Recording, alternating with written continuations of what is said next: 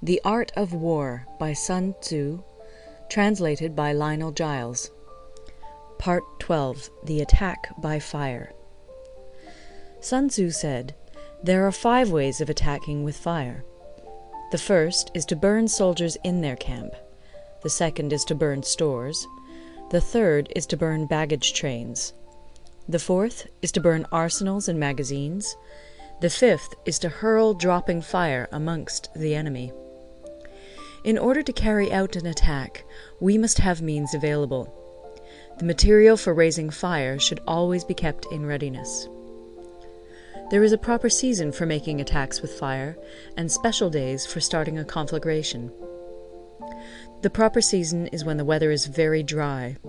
The special days are those when the moon is in the constellations of the Sieve, the Wall, the Wing, or the Crossbar, for these 4 are all days of rising wind.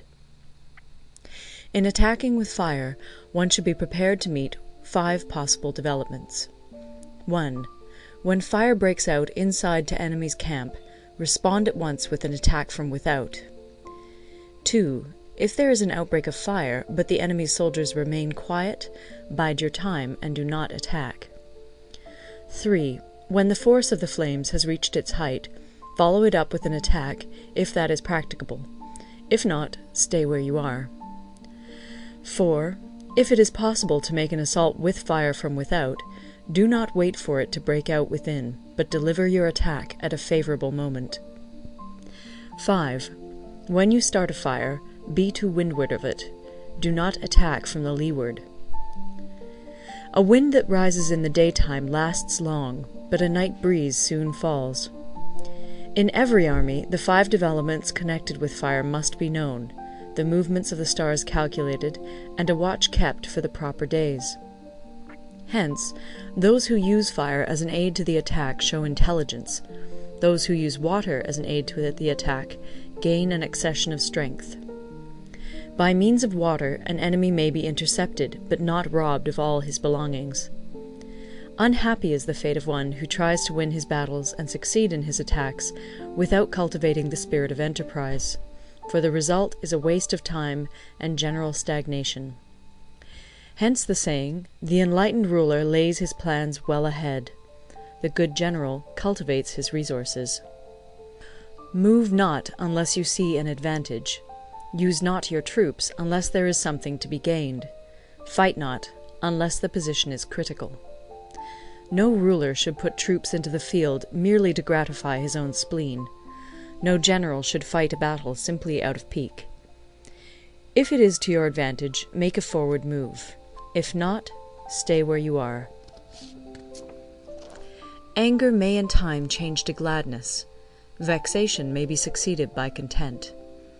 But a kingdom that has once been destroyed can never come again into being, nor can the dead ever be brought back to life. Hence the enlightened ruler is heedful, and the good general full of caution. This is the way to keep a country at peace and an army intact. End of Part 12. Part 13. The Use of Spies. Sun Tzu said, "Raising a host of 100,000 men and marching them great distances entails heavy loss on the people and a drain on the resources of the state. The daily expenditure will amount to 1,000 ounces of silver. There will be commotion at home and abroad, and men will drop down exhausted on the highways. As many as 700,000 families will be impeded in their labor. Hostile armies may feast each other for years, striving for the victory which is decided in a single day. This being so, to remain in ignorance of the enemy's conditions simply because one grudges the outlay of 100 ounces of silver in honors and emoluments is the height of inhumanity. One who acts thus is no leader of men, no present help to his sovereign, no master of victory. Thus, what enables the wise sovereign and the good general to strike and conquer and achieve things beyond the reach of ordinary men is foreknowledge. Now, this foreknowledge cannot be elicited from spirits. It cannot be obtained inductively from experience, nor by any deductive calculation. Knowledge of the enemy's dispositions can only be obtained from other men. Hence the use of spies, of whom there are 5 classes: 1. Local spies, 2. Inward spies, 3. Converted spies, 4. Doomed spies, 5. Surviving spies. When these 5 kinds of spy are all at work, none can discover the secret system. This is called divine manipulation of the threads. It is the sovereign's most precious faculty.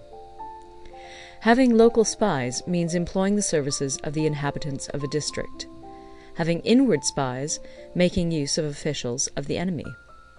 Having converted spies, getting hold of the enemy's spies and using them for our own purposes.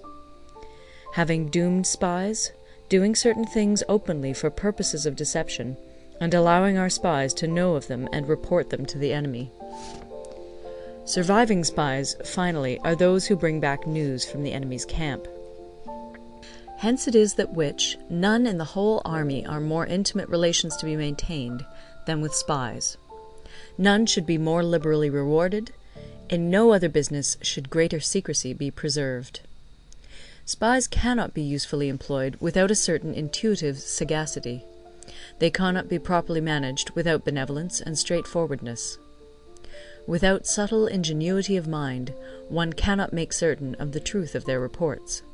Be subtle, and use your spies for every kind of business. If a secret piece of news is divulged by a spy before the time is ripe, he must be put to death together with the man to whom the secret was told.